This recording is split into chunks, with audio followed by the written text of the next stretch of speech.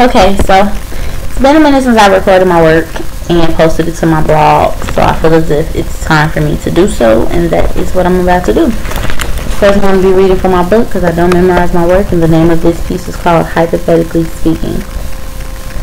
What would you do if I returned the hurt you brought on me? All the tears, the lonely nights, and the crying, the broken promises and the beatings, all the pain you caused me. Hypothetically speaking, what would you do if I brought him into our bed and made love to him as if he were you?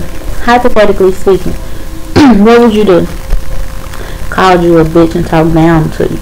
Told you you were overreacting. So tell me, am I overreacting now that you're in my shoes? Grabbed his dick the same way you grabbed her ass. Kneeling on the floor covered in broken glass. From the fight that just occurred. Hatred and disgust in your mind, but your words remain unheard. Busted lips and broken hearts. Hypothetically speaking, what would you do if we were to part? How would you feel if my back was the last thing that you see? But of course, it's all hypothetically speaking. I'm not capable of being the monster you are.